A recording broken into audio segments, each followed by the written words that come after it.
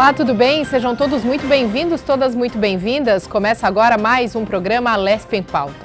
Hoje nós vamos falar sobre o governo federal que sancionou a Lei Orgânica Nacional das Polícias Civis, mas vetou uma série de artigos que previam, por exemplo, a aposentadoria integral, pagamento de indenizações. Esse texto, que foi publicado em edição extra do Diário Oficial da União, teve origem a partir de uma proposta que tramitava desde 2007 e foi aprovada pelo Congresso Nacional em outubro deste ano. Em linhas gerais, a lei unifica as regras para o funcionamento da Polícia Civil nos estados, com direitos, deveres e garantias dos agentes de segurança. Entre os principais pontos estão a garantia de porte de arma, prisão especial, estabilidade após 3 anos de contrato e pagamento de pensão para dependentes em casos como morte em razão da função policial. Para repercutir esse assunto, eu recebo em nossos estúdios o deputado Reis, do Partido dos Trabalhadores, e de forma remota também está conosco o Dr. Rodolfo Laterza, delegado de polícia e presidente da ADEPOL. Muito obrigada, deputado. Dr. Rodolfo, sejam muito bem-vindos. Eu que agradeço o convite para participar desse programa e também agradeço a participação do Dr. Rodolfo, que foi um dos entusiastas, um dos maiores articuladores de todo o processo de aprovação da lei orgânica das polícias civis de todo o país. Muito obrigado, doutor Rodolfo. Seja bem-vindo. Cumprimento a todos, muito obrigado. Uma satisfação muito grande, obrigado pelo convite. Cumprimentando o eminente deputado Reis, um grande parlamentar em defesa das causas da segurança pública e também amigo e companheiro da Polícia Civil. Muito bem, deputado, vamos começar falando então sobre, após mais de 16 anos, né, desde 17 tramitava no Congresso Nacional então a aprovação dessa lei orgânica, qual é agora o impacto direto na corporação?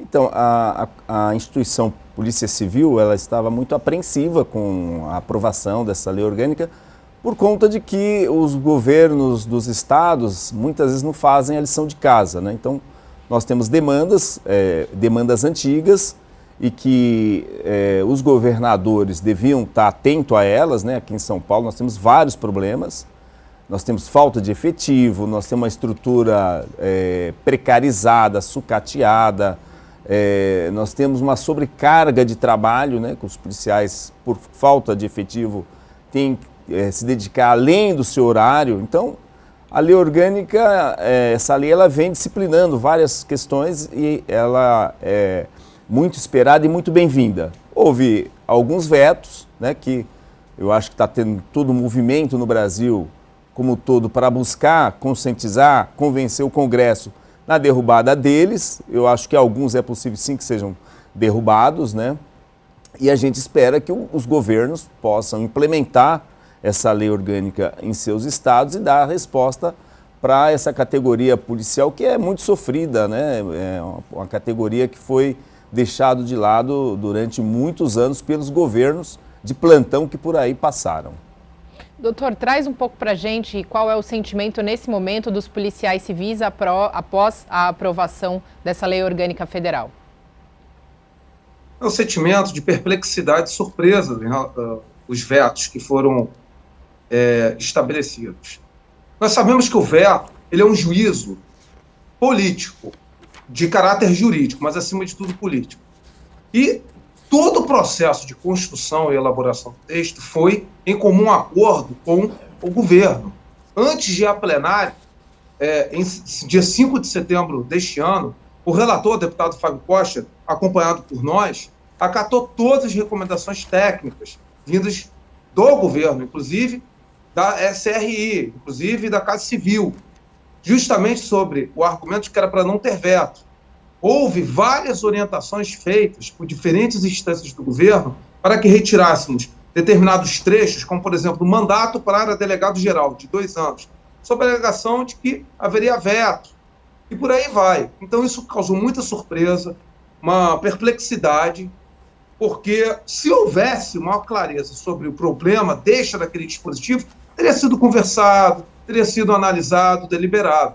Só que foi uma situação que até então todos diziam, inclusive na votação do Senado, que o texto estava enxuto, com clareza, com juridicidade adequada. Tivemos um líder o líder do PT, senador Fabiano Contrato, inclusive meu amigo pessoal, que é um grande jurista e que foi o relator na Comissão de Constituição e Justiça, relator de plenário.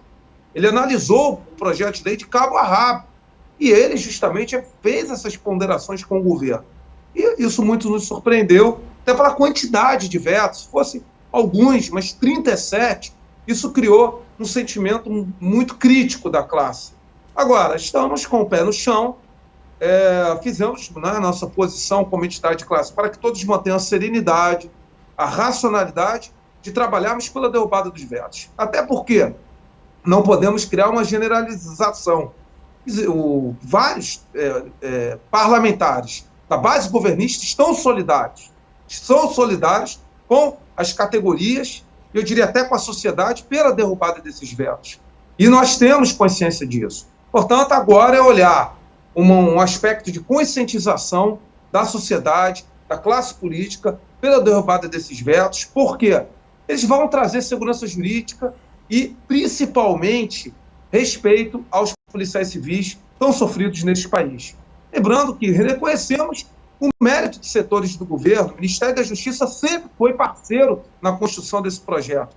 No entanto, a gente sabe que o governo ele é plural, ele tem várias instâncias que muitas vezes não se comunicam adequadamente e aconteceram esses vetos e causou muita decepção. E agora é buscar superar dentro do Congresso Nacional. Doutor Rodolfo, o senhor acha que houve pressão dos governadores de estados para que esses vetos fossem colocados, os governadores não aceitando bem o teor da lei orgânica como um todo, principalmente daquilo que eu falei de várias questões que eles poderiam ter feito durante esse período, esse tempo todo, e não foi feito, e aí houve essa pressão dos governos por vetos? É interessante a ponderação, deputado Reis. Nós, na Adepol do Brasil, nós temos capilaridade, nós temos 35 entidades de classe vinculadas em todo o Brasil e nós temos informações. Diversos governadores, foi algo concreto, estavam articulados para pressionar o governo federal por vários vetos, alegando aumento de despesas, que me perdoem dizer, não tem despesas imediatas para os governos. Aliás, todos os dispositivos vetados remetiam à lei do ente federado respectivo regulamentar da forma como possa, de acordo com as suas possibilidades, de acordo com o chamado princípio da reserva do possível e de acordo com as suas possibilidades orçamentárias. Então não criava despesas imediatas e cogentes. Mas houve sim pressão e até nos surpreendeu que vem de governos que não são vinculados no aspecto político, ideológico, ao governo federal. Mas tudo bem, sabemos da complexidade da preocupação com o Pacto Federativo. Mas isso foi conversado, isso foi debatido. E isso nos chama a atenção agora uma nova preocupação, deputado Reis, demais espectadores. Governos quererem descumprir o que está na Lei 14.775 de 2023, que nós temos muitos dispositivos ali já auto-aplicados e que os governos já têm que se adequar. E as quais, por exemplo, a pensão. A pensão é uma norma auto-aplicável ali.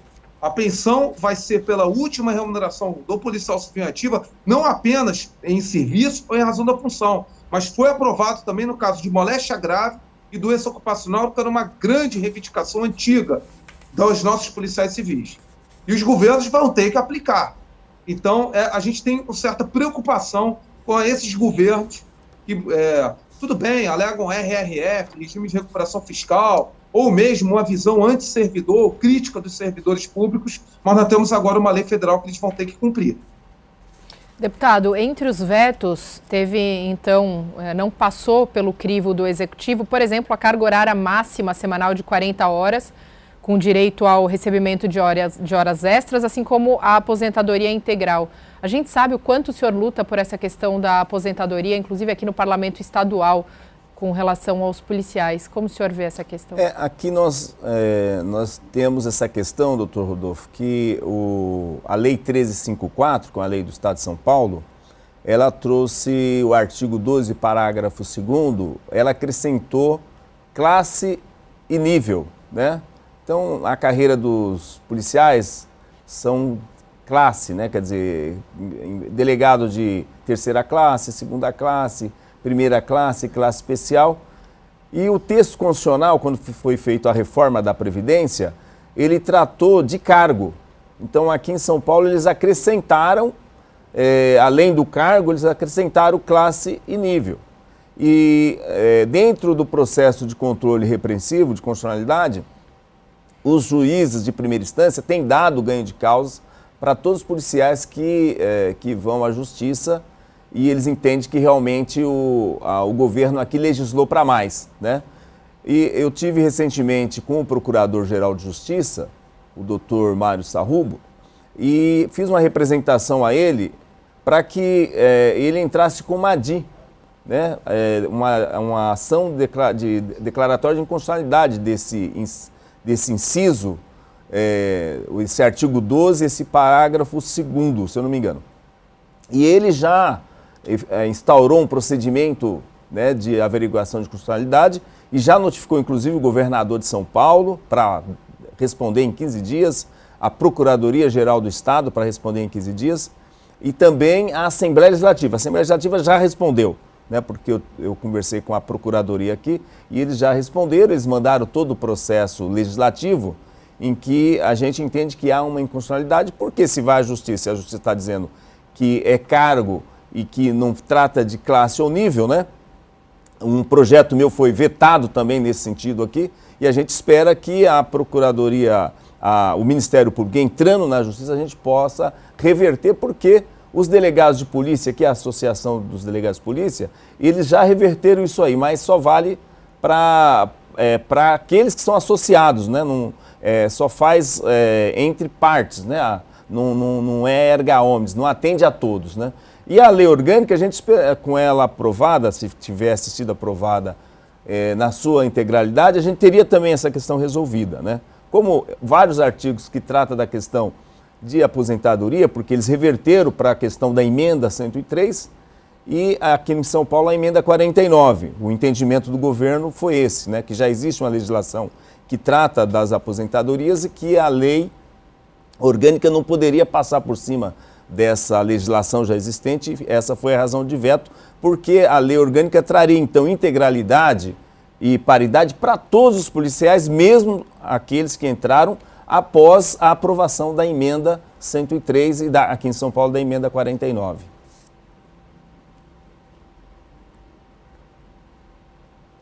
Doutor Rodolfo? É uma argumentação complexa.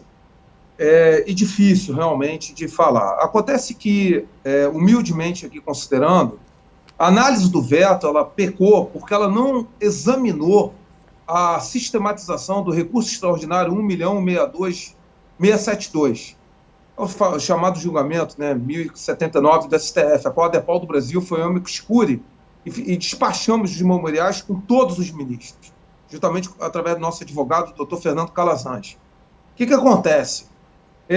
O recurso extraordinário, ele remeteu à existência do parágrafo 4º, introduzido pela emenda 103, que prevê aqui, lei complementar dos estados poderá estabelecer, ou lei complementar do ente federativo, né, inclusive da União, pode estabelecer cálculos específicos de proventos, cálculo diferenciado de proventos e de tempo de aposentadoria, ou até mesmo critério de idade para policiais civis, diferentes daquilo que está estabelecido no paradigma originário da emenda 103. Então, o que o Supremo decidiu? Tendo lei do ente federado que assegure a integralidade e paridade, é plenamente possível que, no caso, saiam, por exemplo, da Previdência Complementar e sejam abrangidos e reconhecidos a totalidade e paridade. Foi por isso que foi inserido em comum acordo com o governo. Comum acordo com o governo, eu tive com o ministro Lupe, que inclusive considerou isso uma forma de corrigir as aberrações da emenda 103 que veio do governo anterior. Porque hoje a realidade é que a Polícia Civil no Brasil, a Polícia Federal, a Polícia Rodoviária Federal, a Polícia Penal, tem a pior previdência policial do hemisfério ocidental. Nós fizemos um estudo de direito comparado. Não vou falar do mundo, porque eu não sei, fica impossível pegar de todos os continentes. Mas no hemisfério ocidental, América Latina, América do Norte e Europa, nós temos a pior previdência do hemisfério ocidental. E essa era uma forma de se corrigir. E, portanto, como o tema era complexo, seria uma oportunidade de deixar esse dispositivo ser rediscutido no Supremo com base no novo entendimento do RE 1.162.672. Portanto, a nosso ver, o veto ele foi excessivo, ele foi desproporcional no aspecto político-jurídico. Poderia ter sido deixado para uma rediscussão do Supremo, tendo em vista, como eu falei, os precedentes, até porque, só concluindo, após a emenda 103, houve diversas reformas previdenciárias de legislações locais, criando justamente, definindo a totalidade da remuneração em paridade, mesmo para aqueles que entraram após a emenda 103. E ainda não houve a arguição de constitucionalidade dessas leis previdenciárias de alguns estados. Portanto, repito, nós estávamos baseando em precedentes já ocorridos dos entes federados. Era uma matéria que poder-se-ia deixar o Supremo discutir. Mas vetar, nós cremos que foi um tanto assodado. Doutor Rodolfo, o capítulo, a seção que mais teve vetos foi a que trata das prerrogativas, das garantias, dos direitos, dos deveres e das vedações. Se a gente for somar a quantidade de vetos, né, são mais de 20 vetos nessa sessão. Isso daí, o que o senhor acha que aconteceu? Além desses vetos que aconteceram, e eu sei que o senhor trabalhou muito lá em Brasília para neutralizar os vetos, né, eu acompanhei de perto isso aí, acompanhei também a setorial de segurança do PT, eles também trabalharam fortemente com os parlamentares. Eu entendi que todos os parlamentares nossos, eles estavam totalmente a favor, eles são totalmente a favor da lei orgânica na sua plenitude. E eles fizeram gestão forte em cima do governo para reduzir os vetos. Me parece que tinha mais artigos a serem vetados do que os que foram vetados, né? E isso aí se dá também pelo seu trabalho, pelo trabalho da ADEPOL, da Cobrapol. E o que o senhor julga, o que o senhor acha, por que essa sessão é a que mais teve vetos? Deputado Reis, a pergunta é muito pertinente, que foi o artigo 30, que diz respeito aos direitos. Ali previam várias indenizações de salubridade, agentes nocivos, auxílio saúde, ajuda de custo, pagamento antecipado de áreas. A Casa Civil, majoritariamente, não foi só ela, mas a Casa Civil, junto com a Advocacia Geral da União, invocou a invasão da competência dos estados, sendo que, repito, remetia a regulamentação à lei dos estados conforme as suas possibilidades e condições e dentro do chamado princípio da reserva do possível, que não precisa nem estar normatizado isso é sacramentado no Supremo Tribunal Federal. E houve realmente uma dissonância, um entendimento majoritário desses setores do governo, notadamente a Casa Civil, foi por isso, mas eu preciso aqui destacar como um critério de justiça, não vou aqui absolutamente rasgar a realidade dos fatos, porque, por mais que tenhamos sido muito críticos numa nota conjunta, nós precisamos destacar o papel da deputada Gleisi Hoffmann, da deputada Adriana Corsi, do senador Fabiano Contarato, do senhor mesmo, deputado Reis, e aqui sem tecer loas gratuitas, que estavam sensíveis à causa e sabendo da gravidade desses fatos. Todavia, a gente sabe como é que a complexidade da política, como é difícil os chamados fatores reais de poder que influenciam a dinâmica política, inclusive na decisão presidencial. E daí a importância de, no caso, o governo, ele priorizar ouvir a pasta, porque a gente tem certeza que se houvesse a prioridade de se ouvir o Ministério da Justiça, muitos desses vetos não teriam ocorrido por uma certa celeuma, um certo terror psicológico que talvez tenha sido feito, de que isso ia quebrar os estados, ia abrir a porteira para outras leis orgânicas de outras categorias, desestabilizar os estados, violar o Pacto Federativo e prejudicar a chamada meta zero de redução do déficit. Ora, nós temos que entender que nós vivemos num país que, tudo bem, o déficit zero é algo importante, é algo necessário para a questão dos juros futuros, para a questão da política cambial, política monetária, mas a partir do momento que você remete aos estados, dentro da reserva do possível, das condições orçamentárias regulares, não havia necessidade de haver esse clamor de última hora, esse impulso, eu diria, político, até antagônico a setores do próprio governo. Então, nós cremos que foi essa a finalidade. foi fundamentalmente no artigo 30, grande parte dos vetos, né? Agora, eu preciso destacar, os vetos eles não tiveram uma certa coerência, porque o artigo 32 foi mantido, que assegura, da forma, sob qualquer regime remuneratório, ou seja, não mais sob subsídio, na forma 39, parágrafo 4, sob qualquer regime remuneratório. Então, até na Polícia Civil de São Paulo, que não aplica o subsídio, isso vai ser possível. Foi assegurado o direito do policial civil receber, na forma de adicional, todos os direitos laborais previstos no artigo 7º, entre as quais a periculosidade, insalubridade e hora extra adicional noturno. Porque a lei, ela um tanto repetia alguns direitos. O artigo 32 não foi vetado. Por exemplo, vetaram o parágrafo 1º e o parágrafo 6º do artigo 38, que trata da possibilidade das chamadas aglutinações de cargos, né, que tenham similitude de funções e equivalência de atribuições. Mantiveram o CAPT, mas vetaram o parágrafo. Eu achei incoerente. Por quê? Não só eu, né, vários juristas acharam incoerente. Porque o parágrafo, ele explica o CAPT. Então, ficou estranho não vetar o CAPT e vetar os parágrafos. Os parágrafos explicavam como o processo que ocorreria a aglutinação de cargos que tivessem equivalência de atribuições. Que detalhe, o artigo 38, que permite essa aglutinação de cargos, espectadores, deputado Reis, Mariana, foi uma solução encontrada na época para preservar os nossos cargos policiais contra uma reforma administrativa, a famigerada PEC 32. Porque a PEC 32 ela prevê a possibilidade de declaração de desnecessidade do cargo para o chefe do Poder Executivo. E sem necessidade até de lei. A PEC 32 previa isso. Então, o espírito do legislador ali foi isso. Foi trazer essa proteção.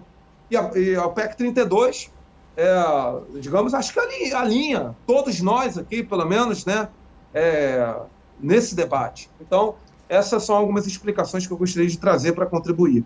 Doutor Rodolfo, nas disposições transitórias foi bom o senhor ter falado sobre o artigo 38, porque aqui nós temos o investigador de polícia e o escrivão de polícia, né? E o artigo prevê que essas duas carreiras possam ser unificadas no oficial investigador, né? Oficial investigador de polícia. Aqui eu analiso aqui em São Paulo que tem grupos que são contrários, né, que querem preservar a carreira dos escrivães de polícia, outros são a favor, mas uns têm um argumento que o investigador vai virar um faz-tudo, né? É o que a gente percebe aí. Mas isso também remete para uma decisão do governo, quer dizer, o governo pode manter as duas carreiras, ele não tem essa obrigação de unificar em uma carreira só. Aqui tem estudos para unificar várias carreiras, né? E a outra coisa é que o artigo 48, ele estabelecia um prazo de 12 meses para a implementação da lei orgânica.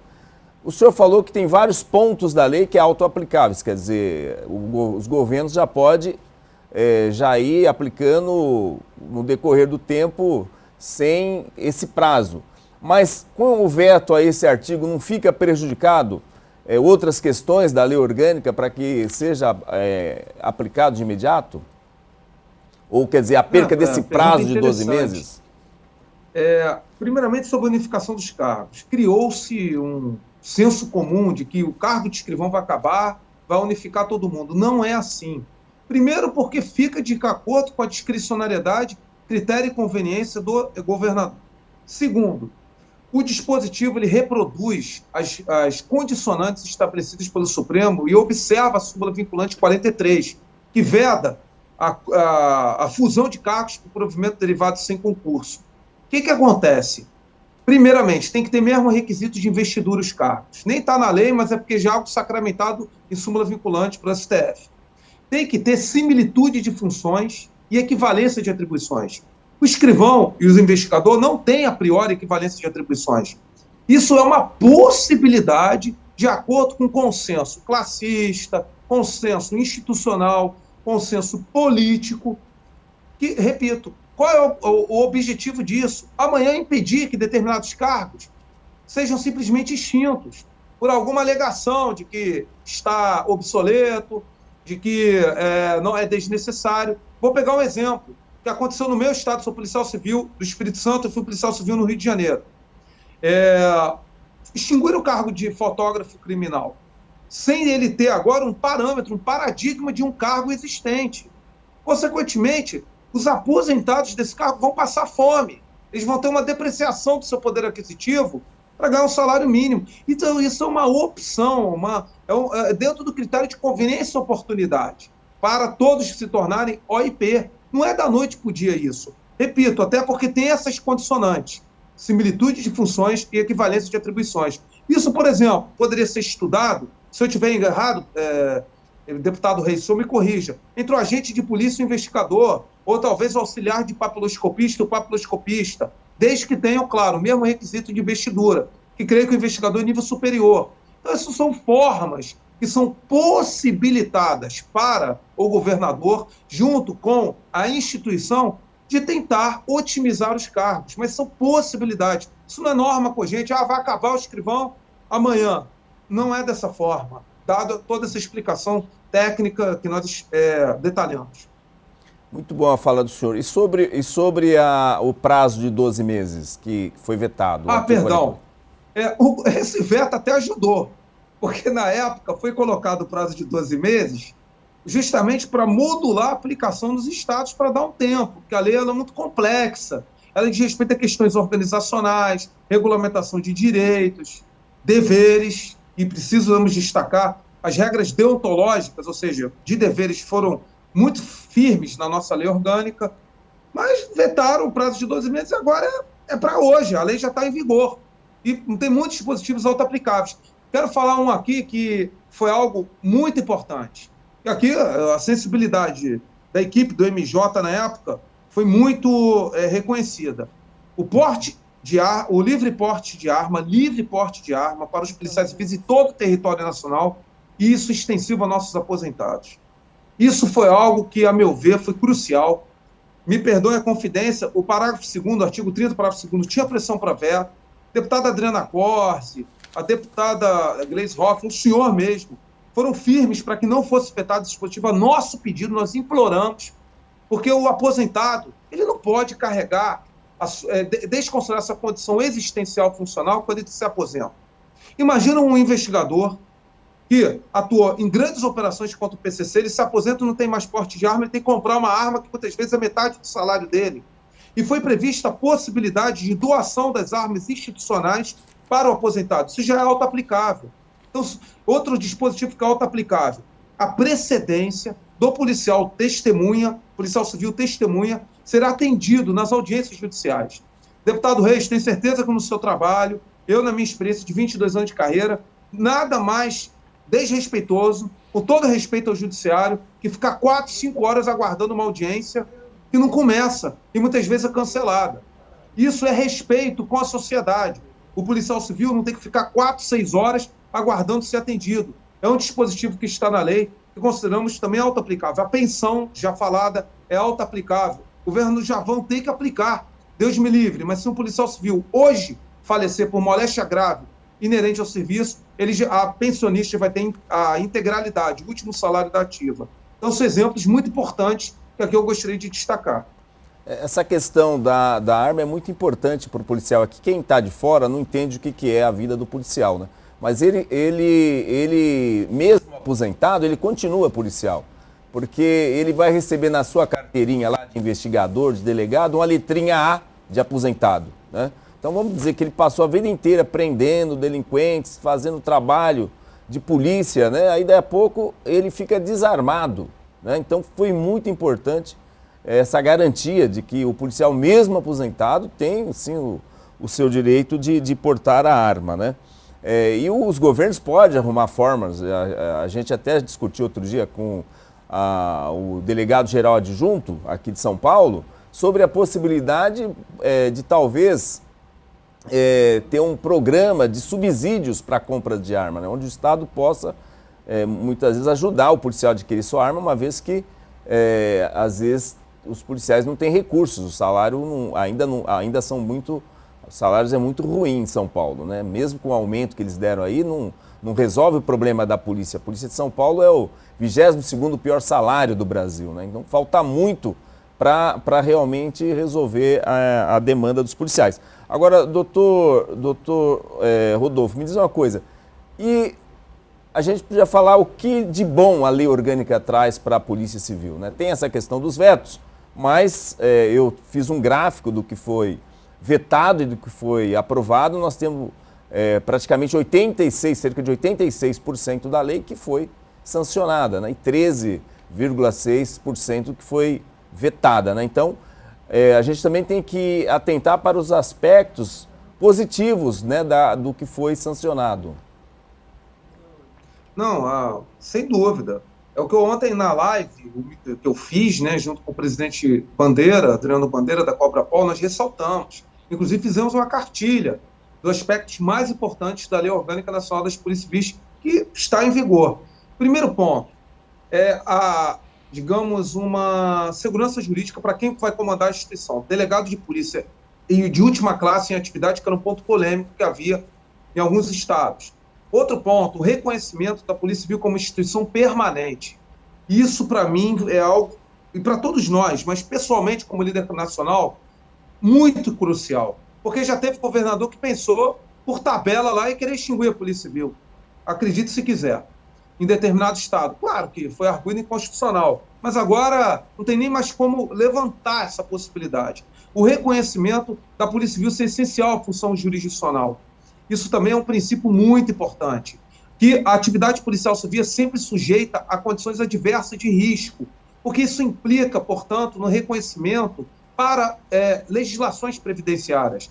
Isso foi algo muito importante na lei. Os princípios institucionais, o princípio é o elemento nuclear de uma norma, ele que impulsiona todo um ordenamento para balizar a aplicação de uma norma. E os princípios institucionais, que aqui eu gostaria de destacar, como a atuação técnica imparcial da Polícia Civil.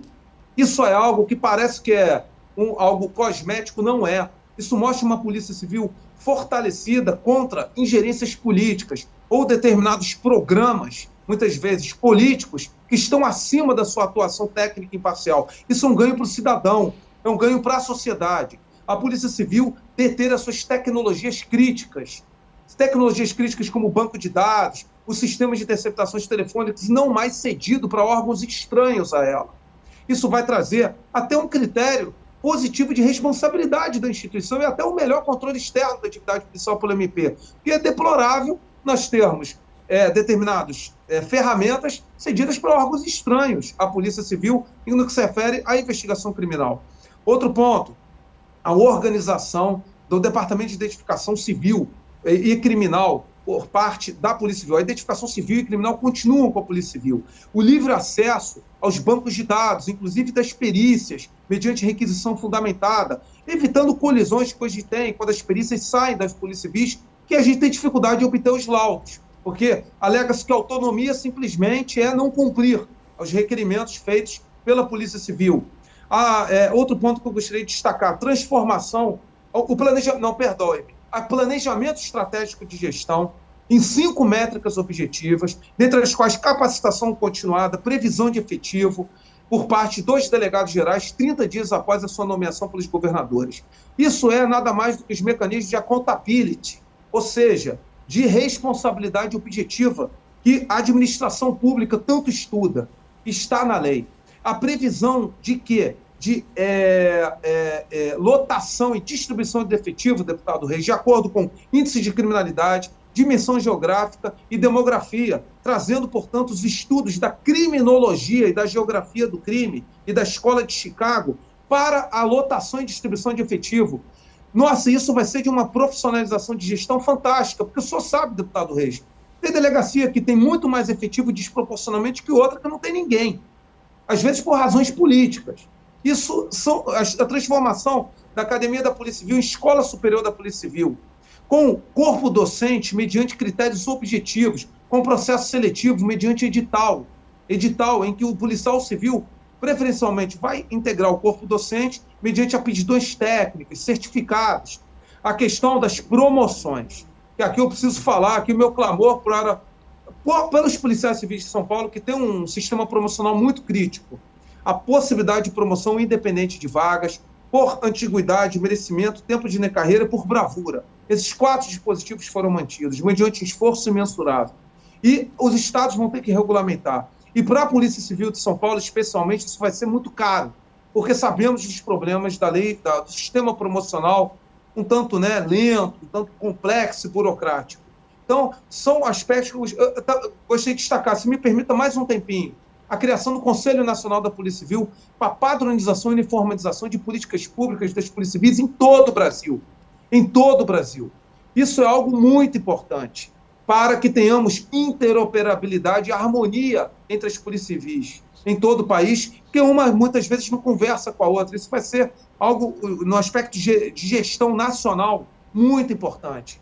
Eu também destacar aquilo que foi um clamor para muitos, a autonomia das corregedorias, o direito ao policial lactante permanecer em setores administrativos, o direito também ao policial aposentar, já em condições de se aposentar, ficar em sessões administrativas em convergência com a sua situação peculiar, muitas vezes física e mental adversa.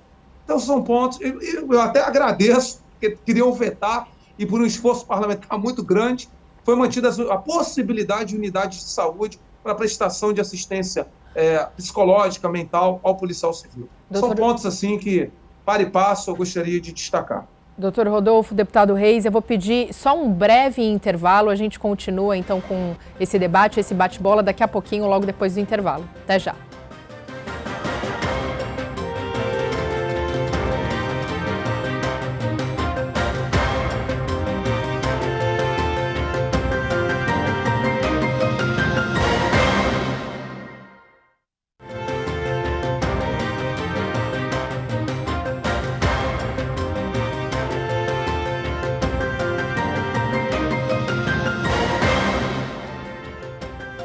Estamos de volta com o segundo bloco do programa Lespe em Pauta, hoje debatendo com o deputado Reis do Partido dos Trabalhadores, de forma remota. Temos o prazer de conversar com o Dr. Rodolfo Laterza, delegado de polícia e presidente da ADEPOL, ambos falando sobre a Lei Federal Orgânica dos Policiais Civis, aprovada então de 14.735 de 2023, lei número 14.735. No primeiro bloco, no final do primeiro bloco, o deputado Dr. Laterza vinha falando justamente sobre a adequação nos estados dessa lei, o que algumas coisas, alguns itens que foram aprovados dessa lei, que a aprovação seria compulsória, a implementação seria compulsória nos estados. Como fica no estado de São Paulo? O que muda a realidade da Polícia Civil no estado de São Paulo com a aprovação dessa lei, deputado? Então, aqui em São Paulo, a Delegacia Geral, ela produziu uma resolução estabelecendo um grupo de trabalho para aplicação da lei, um grupo de trabalho para aplicação da lei. O que o doutor Rodolfo falou, eu achei muito interessante, da autoaplicabilidade dela, porque tinha, assim, no artigo 48, um prazo de 12 meses para sua aplicação. Então, ele disse que até que esse veto nos ajudou. É isso, doutor Rodolfo? Esse veto ao artigo 48? Sim, porque acabou entrando em vigor já da quinta-feira. Então, o que nós vamos ter que cobrar do governo de São Paulo, porque em algumas questões ele vai ter que... ele também vai ter que readequar, que nós temos uma lei orgânica também do Estado, Então, essa lei orgânica do Estado de São Paulo vai ter que se readequar a essa lei federal. O que eu vejo que São Paulo, as coisas aqui são lentas e o atual governo ele tem bastante dificuldades na sua produção legislativa. Esse período de governo que nós temos acompanhando o governador Tarcísio de Freitas, você vê que a questão da polícia penal, que já era para ele ter regulamentado, e ele prometeu isso até agosto, e a Polícia Penal, ela precisa urgente da sua lei orgânica também, e o governo até hoje, ele não mandou para essa casa o projeto regulamentando, o projeto de lei complementar, regulamentando a Polícia Penal. Então, nós vamos ter que cobrar, eu quero inclusive pedir depois para o doutor Rodolfo para a gente fazer um seminário aqui na Assembleia Legislativa, chamar as entidades classistas, fazer um grande debate sobre aquilo que se deve, que tem aplicação imediata, mas também o processo de construção das alterações legislativas que tem que ser feito na lei orgânica do Estado de São Paulo. Eu acho que nós vamos ter que seguir esse caminho de tensionar sempre, do né? deputado Reis é muito importante. A Adapol do Brasil e a Cobrapol votaram nos seus colegiados e já oficiaram os 27 governadores, os 26 estados do Distrito Federal, que as discussões de implementação da Lei Orgânica Nacional serão acompanhadas e terão a participação da Adapol do Brasil e da Cobrapol, que são as duas entidades de classe de âmbito nacional legitimadas. Justamente para que, qual é o nosso temor? Que haja aplicações e adequações mal feitas ou de forma insuficiente numa lei que já tem diversos dispositivos auto-aplicáveis ou que tem necessidade mesmo de regulamentação. Então, isso é muito importante. Parabenizo o deputado Reis já por encabeçar, impulsionar esse seminário. Por quê? Porque nada mais temerário do que ter determinadas interpretações que sirvam muitas vezes para atender ao interesse de ocasião do governo e validando uma norma que é muito clara e autoexplicativa. Então é muito importante já ter essa força, essa pressão no aspecto positivo pela implementação. Eu gostaria que o doutor Rodolfo pudesse falar para a gente sobre, agora que a lei orgânica, ela prevê que o Conselho da Polícia Civil será integrado por todos os policiais civis, porque até hoje nós temos o Conselho da Polícia Civil aqui em São Paulo, que somente os delegados de polícia que participam do Conselho, né? São os chamados cardeais. E agora, como ficaria isso? E eu vejo assim com preocupação a possibilidade deles manterem dois conselhos, né? De continuar esse conselho dos cardeais e criar um novo conselhão aí para dizer que está cumprindo a lei. O que o senhor pode nos falar sobre isso, doutor Rodolfo?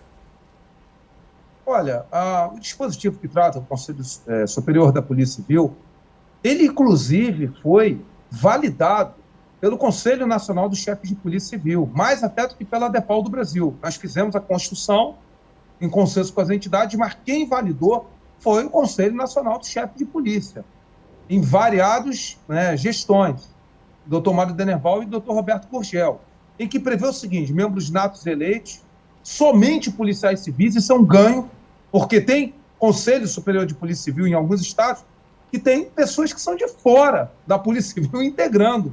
Olha isso. E a possibilidade de ter os membros natos eleitos conforme a lei do respectivo ente federado. Então, os membros, a questão desse formato, ele é similar ao que tem em Minas, ao que tem em Sergipe, ao que tem em Mato Grosso do Sul. Por exemplo, em que você tem os membros natos, superintendentes, coordenadores, corregedor-geral, delegado-geral adjunto, delegado-geral, e os membros eleitos pelos cargos, pelas classes, na forma do regimento que será definido na lei. E aí, a prerrogativa dos membros eleitos varia. Alguns estados têm aspecto propositivo, outros têm aspecto consultivo, outros desses membros eleitos, eles têm o aspecto também de analisar alguns processos administrativos disciplinares de acordo com o cargo a qual estão vinculados, também de forma opinativa, e por aí vai. Então, isso é algo que já é consolidado em muitos estados. E, repito, foi validado, inclusive, pelo Conselho de Chefes de Polícia. Nós não faríamos isso, e, aliás, toda essa discussão teve todo o envolvimento do Conselho de Chefes de Polícia junto com a Adapol do Brasil. Então, a gente considera que é algo natural, algo intrínseco, e que vai até afastar pessoas de fora dos quadros da Polícia Civil no Conselho da Polícia Civil, como ocorre hoje em dia. Nada contra, mas quem entende da Polícia Civil são seus quadros. Mas isso é uma questão ainda que, pela forma que o senhor falou, demanda regulamentação, né? Como vai se dar a formação desse conselho, por exemplo, aqui no estado de São Paulo, né? O senhor já disse que tem vários modelos, né? Exatamente, demanda uma regulamentação, porque a lei orgânica não esgota a competência suplementar dos estados, né? Justamente a competência suplementar, que é estabelecida, né, na chamada competência concorrente, com a finalidade dos estados atenderem suas peculiaridades e realidades. Então, isso vai precisar de uma regulamentação, um amplo debate, uma construção política que chegue ao máximo de consenso possível. A gente sabe que no estado de São Paulo é algo mais, eu diria, mais assim, sensível né, mais complexo, né? Então, isso é necessário ter um debate, né, com uma construção política máxima de consenso. Deputado, a partir desse momento, para chegar nesse consenso no estado de São Paulo, suas considerações finais. Não, eu achei bastante produtivo nosso debate aqui, né? Eu tinha convidado o doutor Rodolfo para a gente fazer presencialmente aqui na Assembleia, mas por conta da agenda dele não foi possível. Mas a gente espera que no ano que vem a gente tenha um espaço de tempo para fazer, em nome da Frente Parlamentar em Defesa da Polícia Civil, que eu estou coordenando ela aqui na Assembleia Legislativa, a gente possa ter mais tempo, mais debate e envolver mais os nossos policiais civis, porque nesse processo todo também tem muita desinformação. E a desinformação não nos ajuda, não contribui para dirimir as questões que tem, as dúvidas que tem com relação à aprovação, tanto na parte que foi sancionada como na parte que foi vetada. Eu quero, inclusive, chamar todos os jurídicos dos sindicatos para a gente fazer um debate sobre os vetos, né? Eu acho que é importante a gente fazer um debate sobre os vetos, tirar uma posição e também encaminhar para a Presidência da República, encaminhar para o Congresso Nacional, né? Que a gente julga que pode ser derrubado os vetos, mas eu agradeço bastante, doutor Rodolfo. Parabenizo o seu trabalho, a sua dedicação, me coloco à sua disposição e agradeço também aqui a Mariane, que faz tão bem esse trabalho aqui na rede Alesp, né, que tem dado resultados bastante positivos, porque a informação chega, ou chega pela televisão, ou chega pela rede social, mas ela chega na nossa categoria e isso é muito importante para a gente, a informação é muito importante. Então agradeço o programa, agradeço a participação e agradeço o doutor Rodolfo e estamos sempre à disposição. Muito obrigado, a honra foi toda minha, parabenizo a TV Alesp pela realização deste programa e cumprimento com toda a consideração o deputado Reis, que aqui eu posso testemunhar, acima de considerações ideológicas que são inerentes a qualquer ser humano, é um policial civil de verdade, é um deputado voltado para as forças policiais, e eu tive a honra de conhecê-lo recentemente e tivemos uma interlocução contínua nesse processo e é absolutamente engajado com a causa dos policiais do Brasil e de São Paulo, obviamente, notadamente.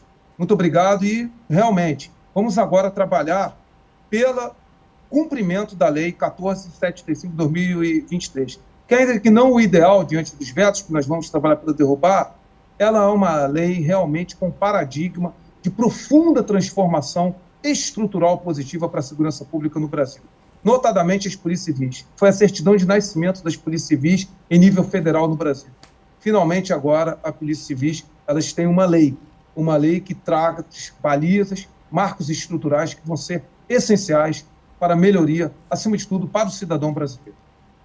Doutor Rodolfo Laterza, agradecemos demais a sua presença no Alesp em pauta de hoje. Deputado Reis, do Partido dos Trabalhadores, muito obrigada. Obrigada pelo debate para ambos. Eu que agradeço. A você que nos acompanhou de casa também, muito obrigada pela sua companhia. A gente se vê ao longo da programação da Rede Alesp. Até o próximo.